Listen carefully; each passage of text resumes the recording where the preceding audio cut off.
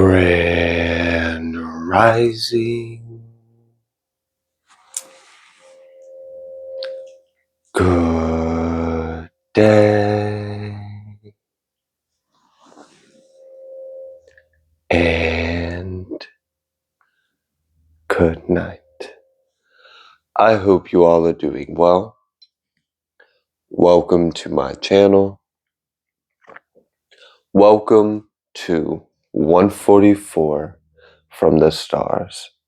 Tarot. Let's go ahead and give Odin a treat. There you are, sir. All right. The totem for this message is going to be a murder hornet. All right. Also a bonus one. I guess we can go killer bee, but all right. Let's go ahead and get started. I have some word that I'm going to share with you. I'm going to be reading from the book of Isaiah. I'm going to be reading from chapter 1. I'm going to read the first 24 verses.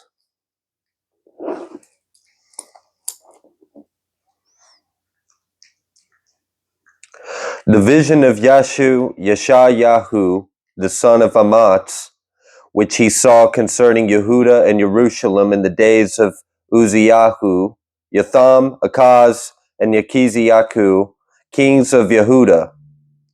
Hear, O heavens, and give ear, O earth, for Yahuwah has spoken. I have nourished and brought up children, and they have rebelled against me.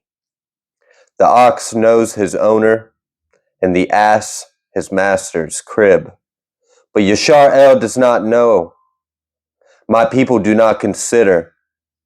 Ah, sinful nation, a people laden with iniquity, a seed of evildoers, children that are corrupters.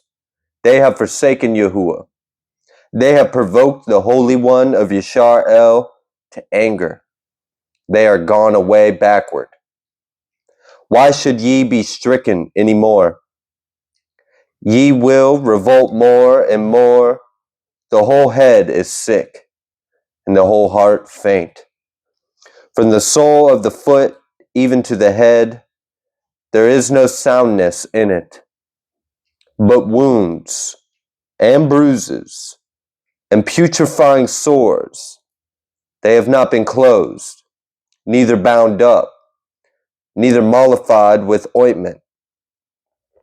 Your country is desolate, your cities are burned with fire, your land strangers devour in your presence, and it is desolate, as overthrown by strangers.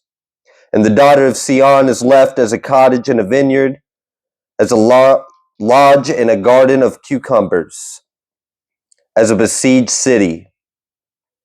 Except Yahuwah Sephath had left to us a very small remnant, we should have been as Sodom, and we should have been like Amorah.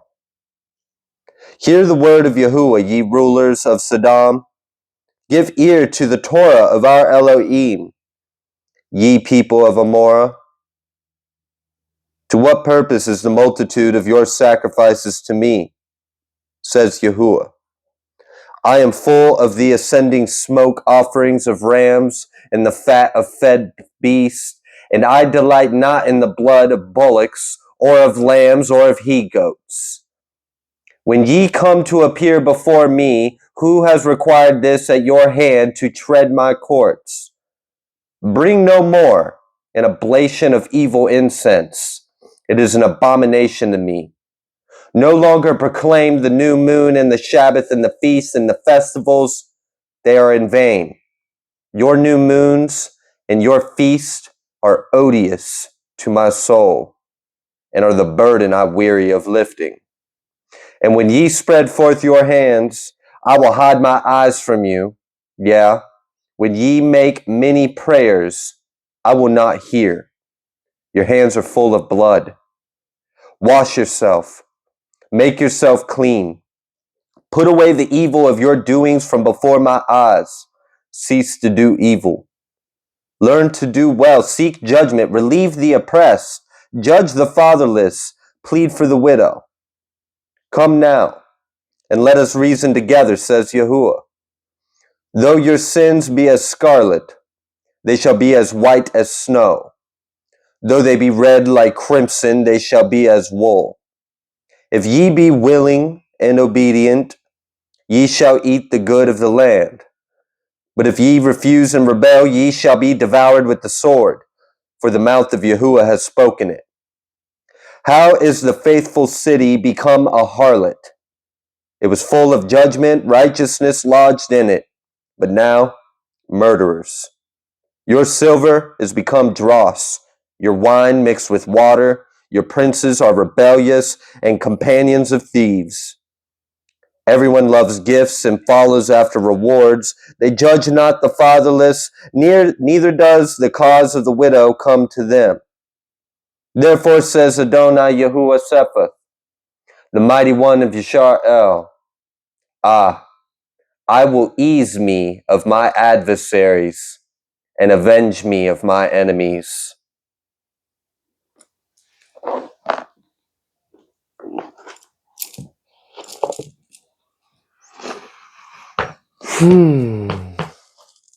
Don't be afraid to make mistakes. Don't be afraid to try something, even if it's in the eyes of others, knowing you might make a mistake. I make mistakes on a public audience all the time. I mispronounce names. I fumble over my speech. Sometimes I forget words. I can't remember. I make mistakes all the time. Does that mean what I'm doing is not helping people? God doesn't expect perfect. God expects willing. You just got to be willing to try. It doesn't have to be perfect. You're learning, you're healing, you're growing, you're helping others. Keep going. Every step, every moment, every choice, every decision matters.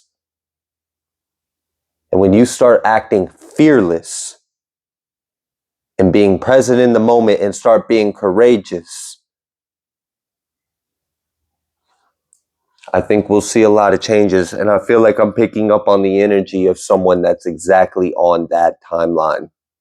You are on that timeline. Wow. All right.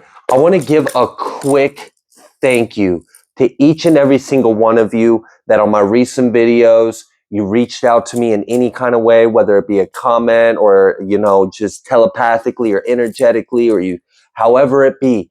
Thank you for doing that. Seriously. Thank you, thank you, thank you, thank you, thank you, thank you, thank you for doing that. I hope you are blessed. I hope you are favored. I hope you are protected. I hope you are restored. I hope your energy is reserved. I really do. I wish you well. All right. Let's gather more. Let's bring more here. Let's get them safe. Let's get them anointed, informed, and appointed and in position, wherever their position may be. Let's just get them awake and safe. Let's get them safe. So thank you for those of you that reach out for help. You guys are awesome. Now, part of the reason why I'm mentioning this is I got a little bit of a testimony to share with you. It happened today. All right. So why I am asking. Okay, so I ask individuals, if you are under spell work, if you are under spiritual attack, if you are struggling with darkness, if you are dealing with any kind of battles or anything at all, ask for help. Reach out. Let me know.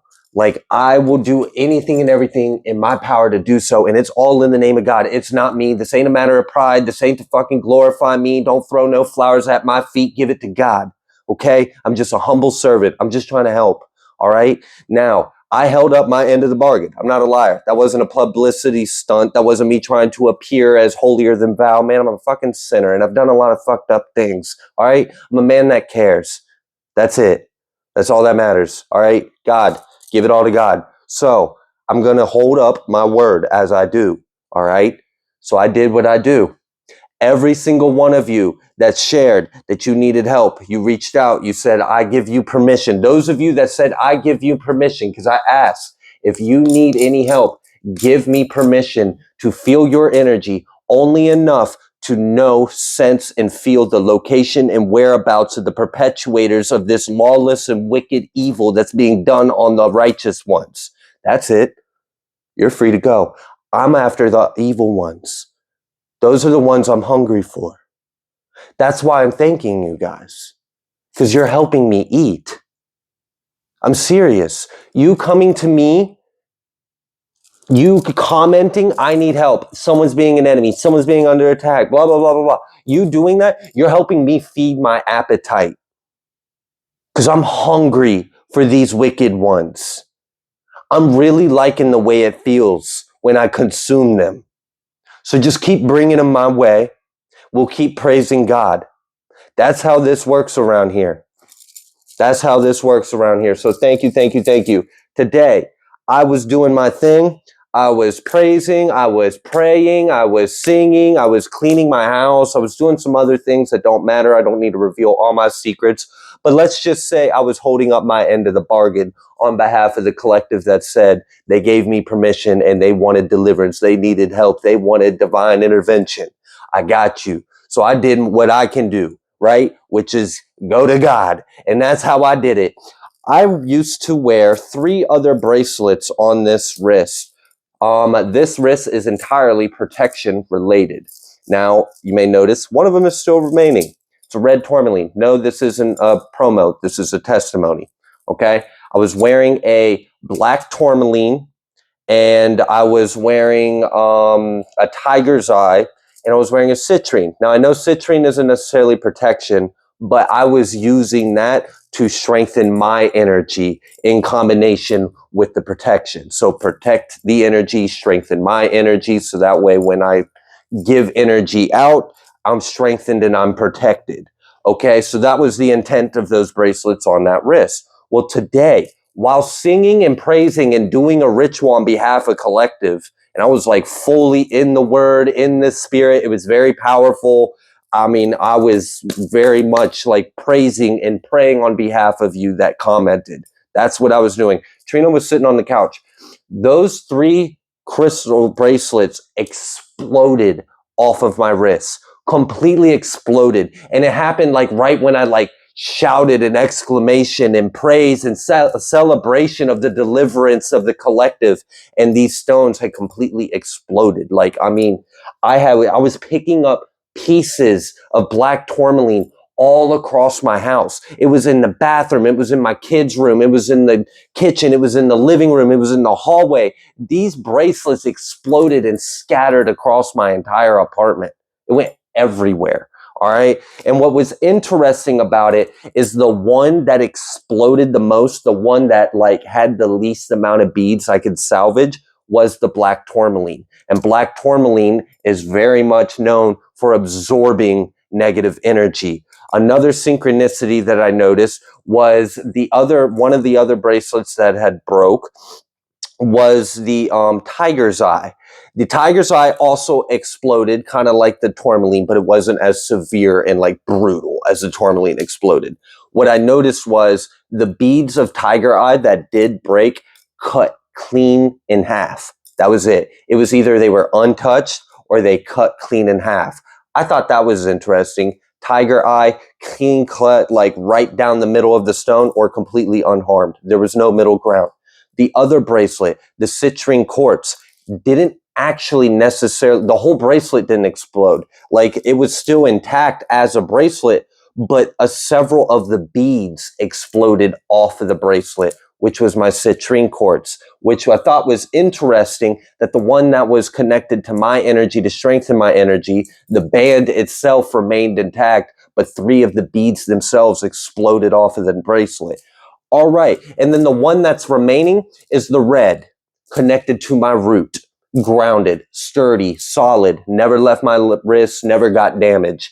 That was like a moment. Trina, like we both were like, that was intense. It was a huge explosion of energy. Fortunately, those bracelets came from Spirit Otter. They're an amazing company and they got warranties. So all I had to do was just send them an email. I was actually excited to tell them. I was like, this is how awesome your product is. They exploded as like a kamikaze hooray, whatever. I was excited. I thought it was really cool. And so, in a little bit, I'll get a replacement. That part doesn't matter. I just want to thank all of you. Also share a little bit of testimony. So yeah, that was awesome. Fortunately, no harm came to any of us, right? We were delivered. The devil, what? you hurt some crystals. You think I'm worried about some crystals? It didn't even cost me anything. I get it replaced for free. It's like that. It's really like that. That's that being like, you know, on that God premium package. When you work for the divine, God will provide for you. Anything that is broken, damaged, stolen, lost, it'll be returned, replaced, replenished, increased. Oh yeah. It's like that. I sense someone is getting very good at what you're doing. Congratulations, congratulations. I feel it. I feel big blessings and opportunities coming your way. Uh-huh. It's very powerful when you take the lead. Okay. What would you like the collective to know?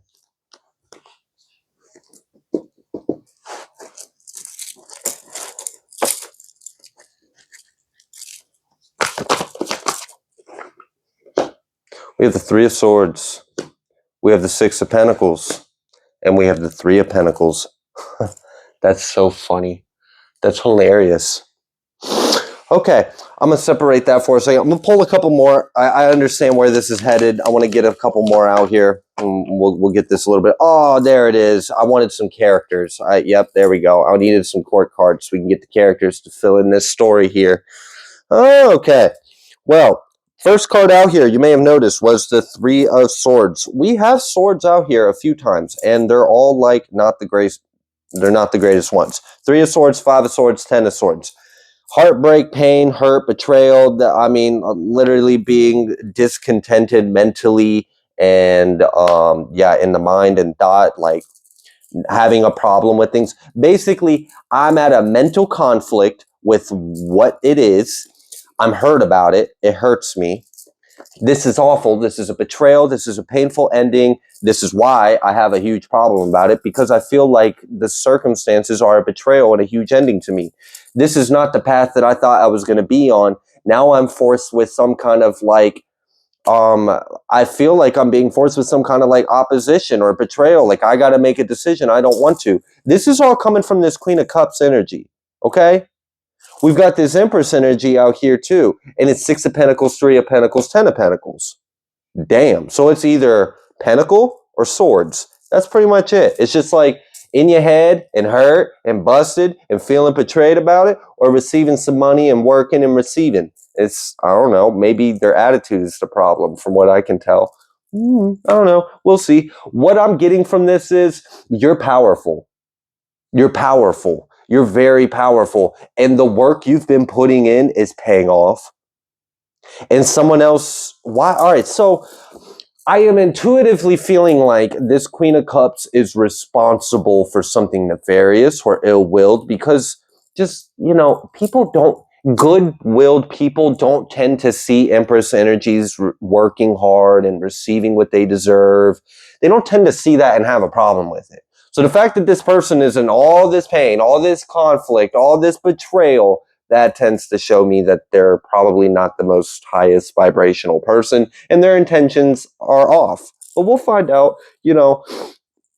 I'll give the chance. No, I'm not, because I'm going to be an example. Look, you don't need to have it spelled out for you. Trust your intuition. So I'm going to do an example. I'm going to trust my intuition. I don't need it spelled out for here. I would have done it just for the sake of the audience being comforted by feeling the cards come out and then, you know, me confirming it. But look, you don't need the reassurance. You don't need the comfort. You just need to trust your intuition.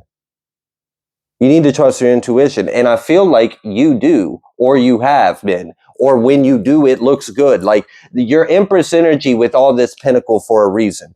This Queen of Cups, I'm pretty sure this person is responsible for some kind of spiritual warfare or sabotage, energetic, either maybe it's just in their head. Maybe they just imagine ill will towards you. Maybe they just think poorly of you, or they just have a bad judgment of you. And then they see you shining and it upsets them. For some of you, that might be all this is. For others of you, absolutely not. This is a dark spirited person. I feel it. I feel it in their energy. They have a lot of demonic attachments to them, and they're just a host of things dark that, you know, that's fine. I can be all those things too, but the difference is I still love myself, and I realize that I'm God and like the light of God.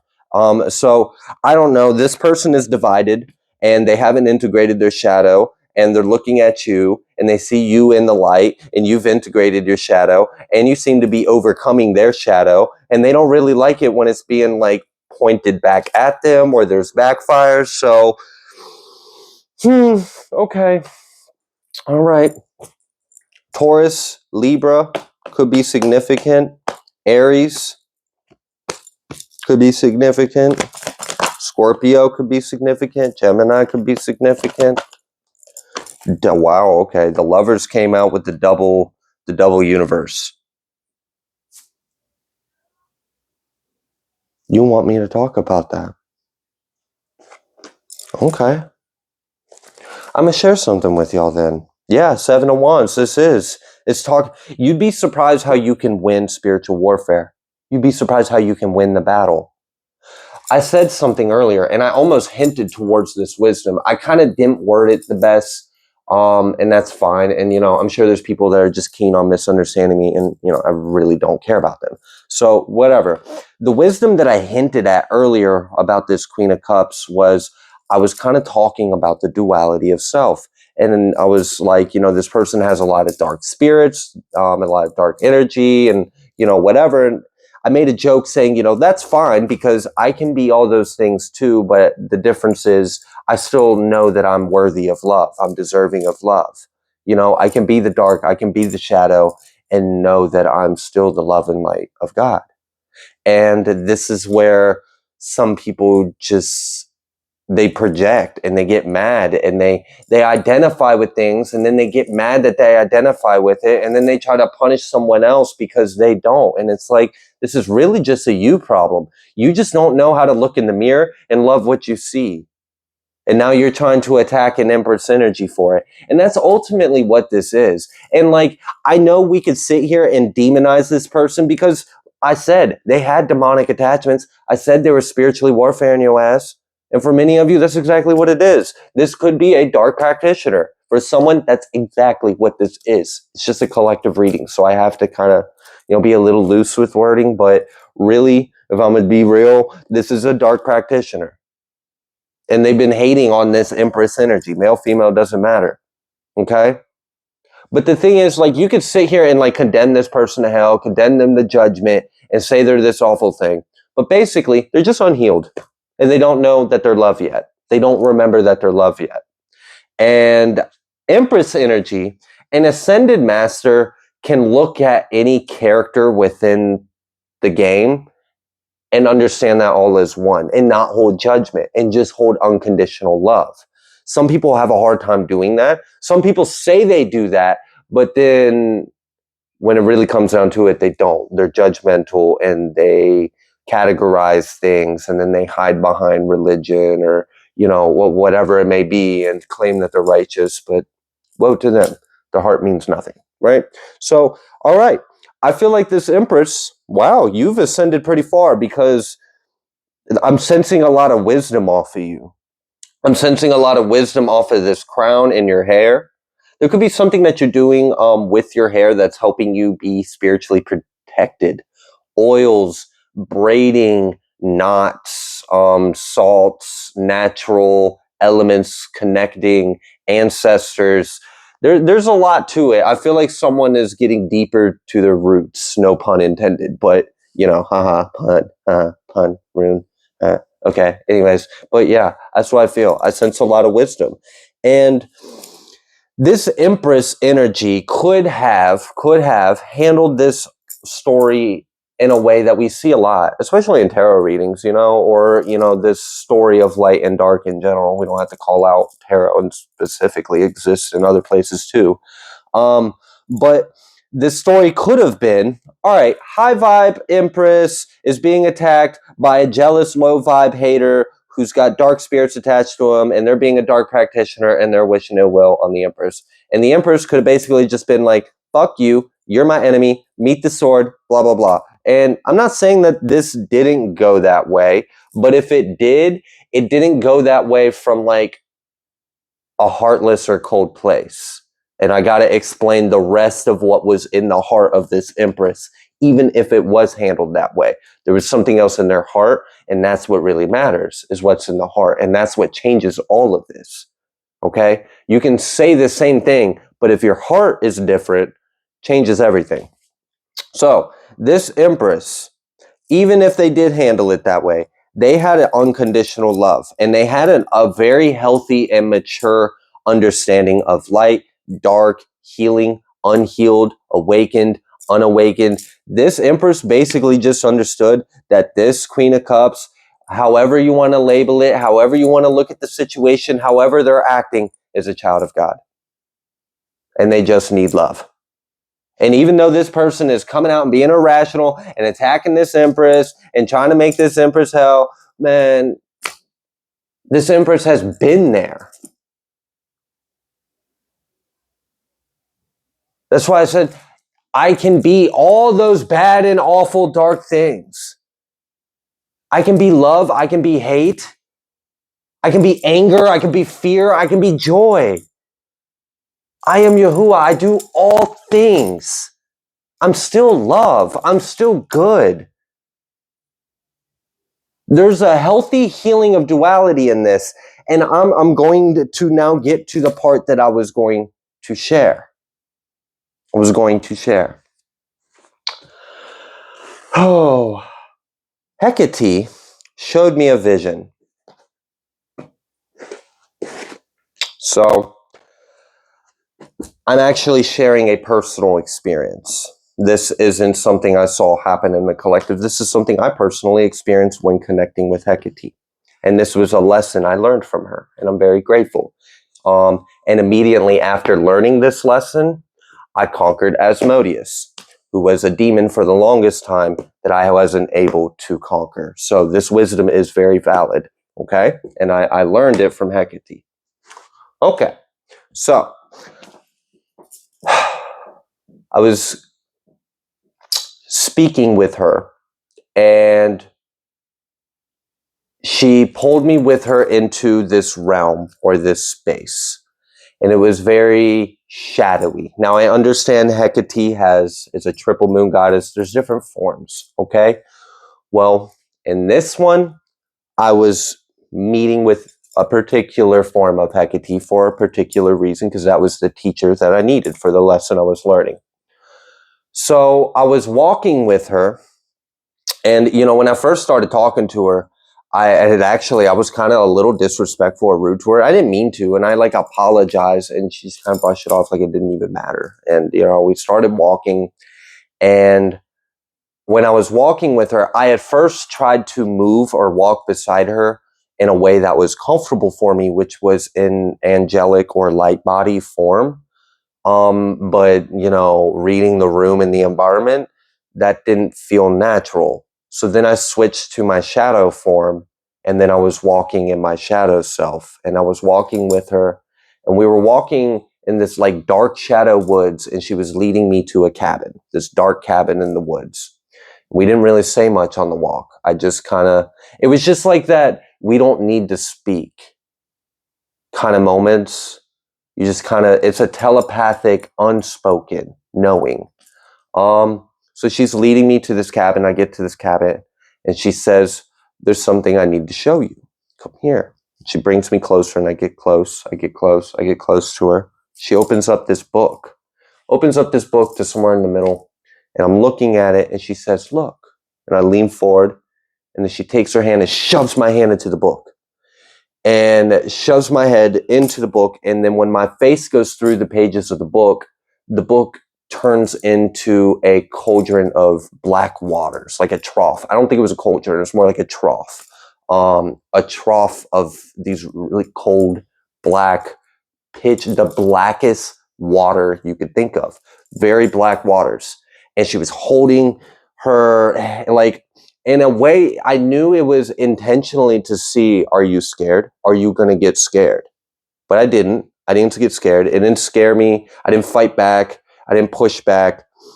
And then I remember my face being in the waters, and I remember bobbing a bright red apple out of this dark water. Now, mind you, there wasn't just apples in that water. There were these pitch black, maggots and bugs and cockroaches and beetles and like all of these, like there was so much like stuff that most people would be eating. It was in my mouth. It was crawling in my mouth. These bugs were crawling in and out of my mouth. And I just remember trying to find this apple. And then when I got the apple and I bit on the apple, I remember feeling all the bugs like crawling out of my mouth. And I remember not caring. I remember not caring. I remember kind of feeling like this is an illusion, or this isn't real, or they can't hurt me. Okay. So I pull my head out the water, and then she takes the apple, and the apple splits in half.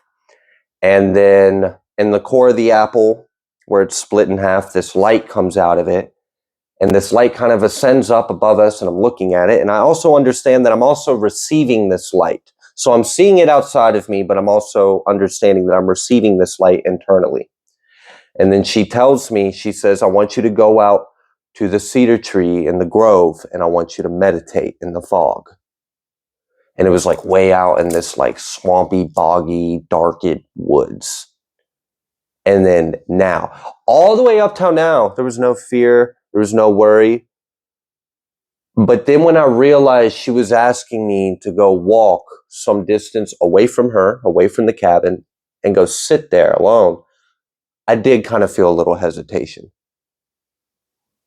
And I kind of like distracted myself for a second, try to like dance around the ego or the fear. And then I went and I walked. And I went to the tree like she told me. And I went in shadow form. And I remember I was trying to hide my fear by being in my shadow. So I traveled to the tree in my shadow form, but not because I had integrated my shadow, but because I was actually afraid of the dark that was around me. I get to the tree and I meditate, and then I understand. I understood. I understood what Hecate was trying to show me, what she was trying to teach me. I understood the steps.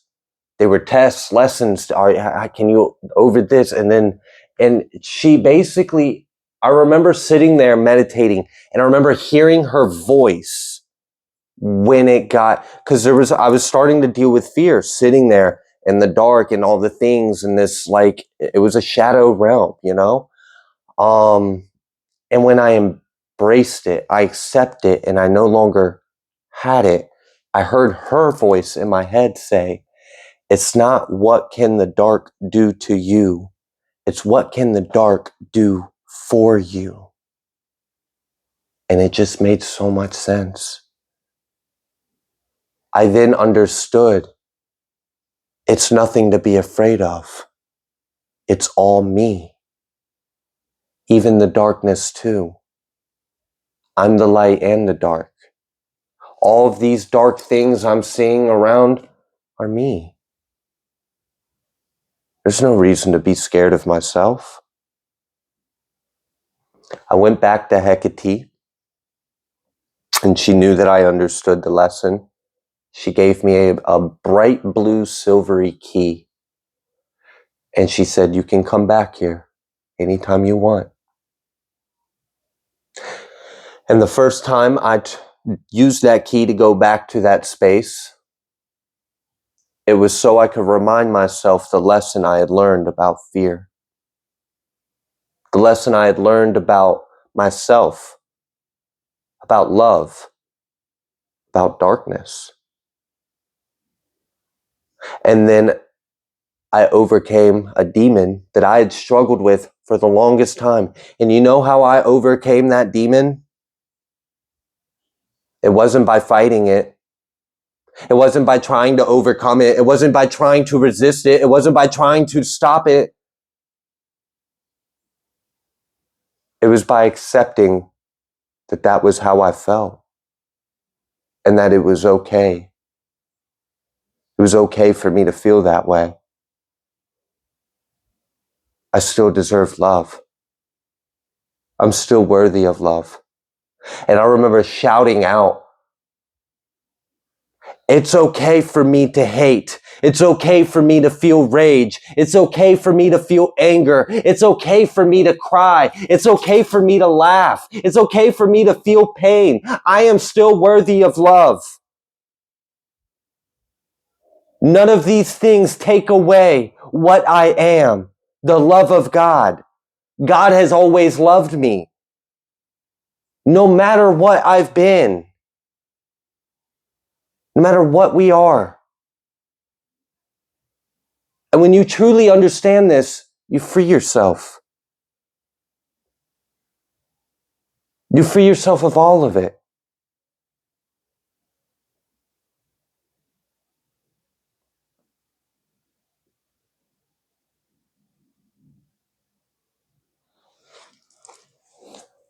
I hope that helps someone.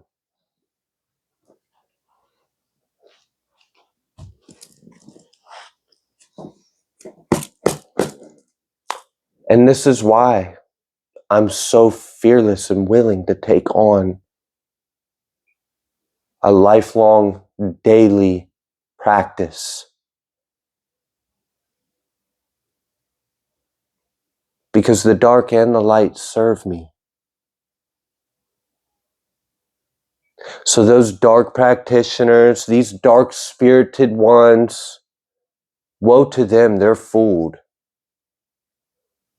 They're only playing half the game and they're not even playing it right.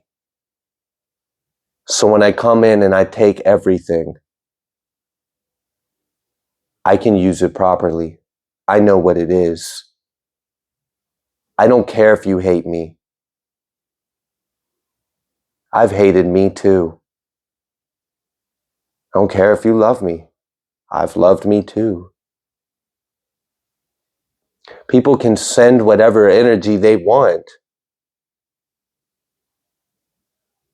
I'll just use it for myself. Because I can take it on, I can accept it. I know I'm forgiven. I know I'm worthy of love. I know I'm safe. I just transmute it. That's why I thanked each and every single one of you that gave me permission to feel your enemy's location and presence and energy. I mentioned being a spiritual Robin Hood, but it wasn't about showing up at some karmic's house and spiritually beating them up and taking all their shiny things they stole from the righteous. Don't get me wrong, it sounds good and all, and there might be components of that, but I take the darkness too.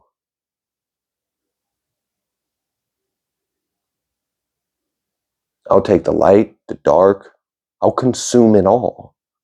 It's all me. It's all one. We are all it.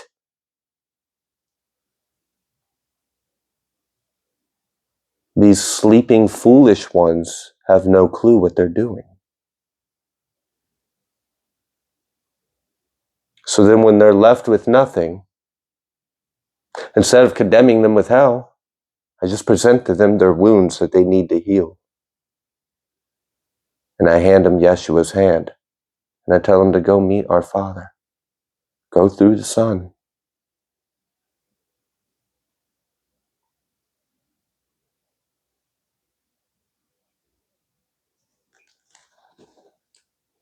That's why we win.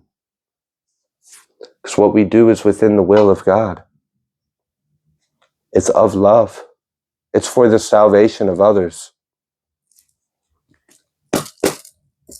So, special thanks to all of you that have ever supported me or this channel in any kind of way. If you have ever supported me, I want you to know you are supporting a good cause. I take the absolute necessities that I need for myself, my children, my family, and then I take the immediate overflow and I invest it back into being of service to God and the community and the collective. So thank you. I appreciate you. You're basically sponsoring my fund, like my war fund. Those of you that donate, you're basically like the treasury for my war, because I will continue to be at war. So thank you all. Thank you, thank you, thank you. And props to you, Empress, because I saw that. You can't hide from me. That 9 of Wands over the devil. with the King of Cups. Man, you beat the devil with King of Cups energy. That's wild. You didn't have to beat the devil with fire. You didn't beat the devil with sword. You beat it with love. You beat it with calm, stable, knowing love. How the fuck can you hurt me when I am unconditional love for myself and all others? When I forgive everyone, when I forgive myself, when I hold no judgment. The devil only gets in through the cracks of the foundation.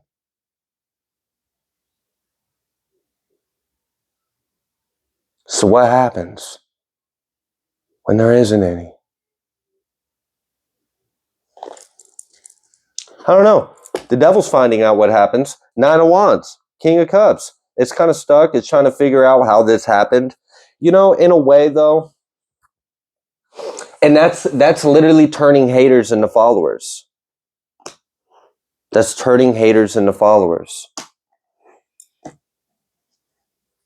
This dark practitioner, this dark spirited person that was hating on this empress, this angelic or high vibrational or abundant person that's working and serving and receiving, working and serving, receiving, working, serving and receiving. Like, that's, oh damn, we like working at the mines. All right. We just chanting this all day long, like the seven dwarves or something. But I don't know, you be doing it. And other people don't really understand what it's like to live a purposeful life, where your drive is your life purpose. And if your life purpose is in alignment with your highest self and the will of God, I don't know, there's a lot of things people can learn when they see you. And I really appreciate that instead of you, Empress, judging that Queen of Cups or judging that practitioner, or instead of you like cursing them or wishing them to hell or hating them or thinking them as your enemy necessarily. I mean, you were aware. I'm not saying you were naive. You just had a very godly presence, a godly I am awareness. Acceptance is powerful, and unconditional love with acceptance, that literally is the game changer. That is the game changer. Unconditional love and acceptance.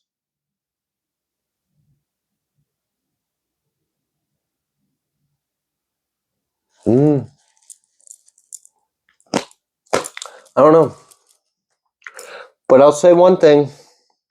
When I integrated that truth, I started handling a lot of things differently.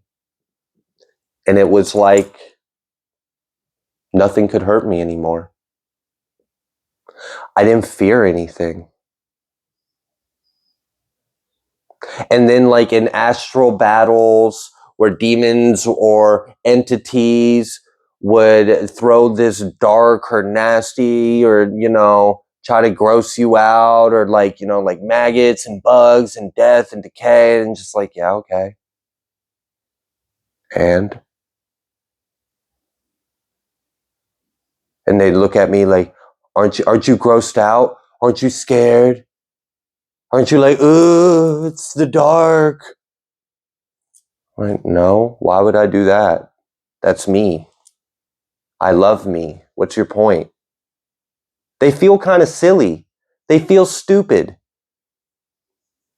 It's like I don't know if you ever seen the original Beetlejuice movie, but it's like the ghosts that were like trying to be all scary. But then when no one really fell for it, they just kind of felt dumb.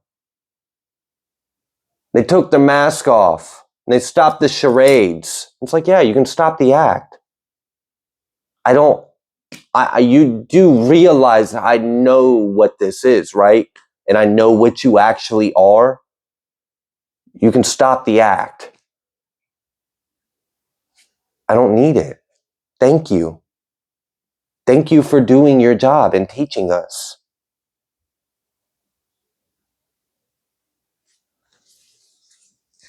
All right. I do all things. I wonder what that means. Gee, I wonder. The knight came out with lovers. I love that. And then we had the Nine of Cups. See?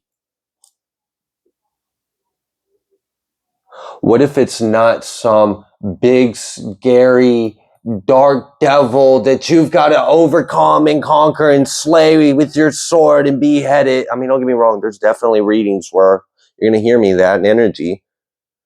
Maybe it's relevant. But, what if it's not the big, scary, dark monster outside, and it's actually just your shadow that you're scared of? What if you're scared that God won't love that part of you too? So it's manifested into some big, terrible monster. But what if that's just a piece of God that needs love too?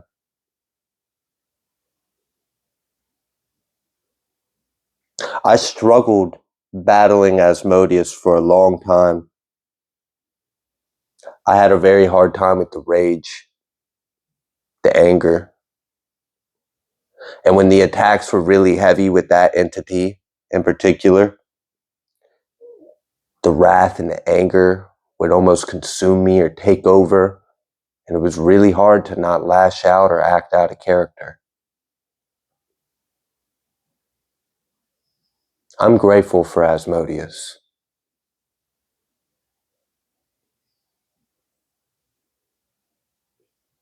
He was a very difficult teacher until I learned the lesson, and now it's quite simple.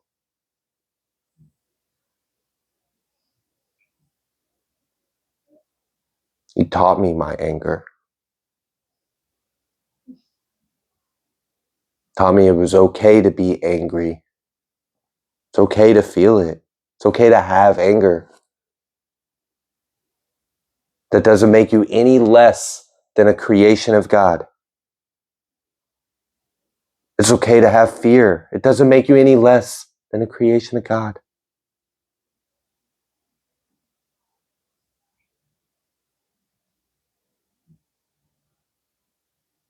I befriended my demon. That's how I beat Asmodeus. I became his friend because I realized he was mine. He was serving me this whole time. This whole time I was in this long, drawn out battle with my rage and my anger. I was resisting myself. I was resisting how I felt. I was resisting my pain. I wasn't giving my wound a voice. So it turned into this big, scary monster. Oh no, I can't get angry, because if I get angry, I'll hurt someone, or I'll do something bad, or I won't be loved by God, or I won't be forgiven. I can't get angry.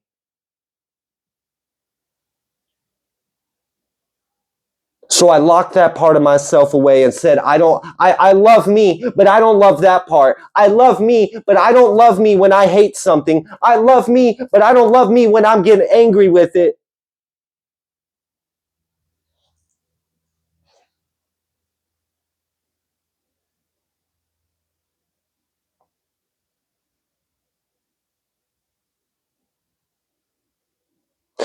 Just like how you will see, oh, I've integrated my light and dark. But I don't love that. I don't like that. Then no, you haven't. And this is the cold, honest truth. Unconditional love and acceptance is the gate, like it's the key. Free yourself from yourself by loving yourself. And then this external bullshit disappears and you realize it's all just a script to help you wake up to you. And once when you do, it's not the big bad wolf no more. It's your fucking uncle or something. Like, I don't know. It's different.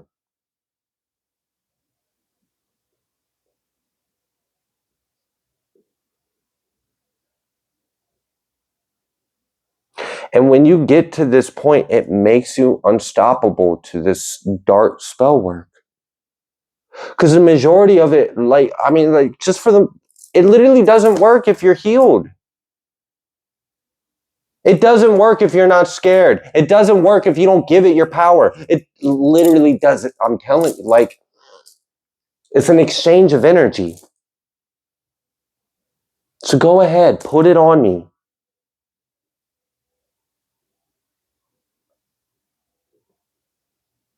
It doesn't matter.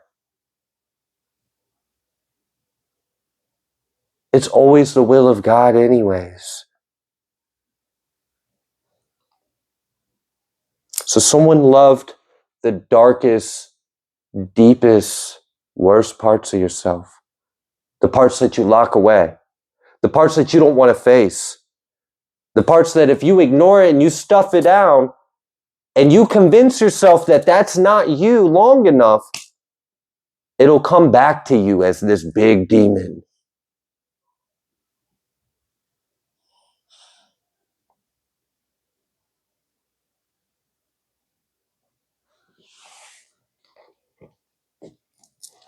It's an experience.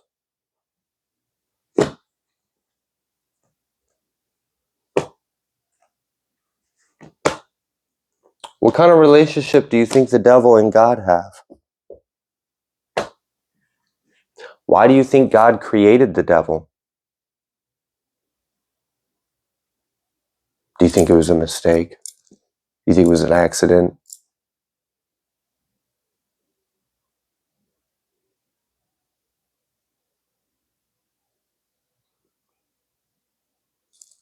I love you. And you're loved. And every part of you is loved. The parts of you that hurt, the parts of you that are ugly, the parts of you that are pretty.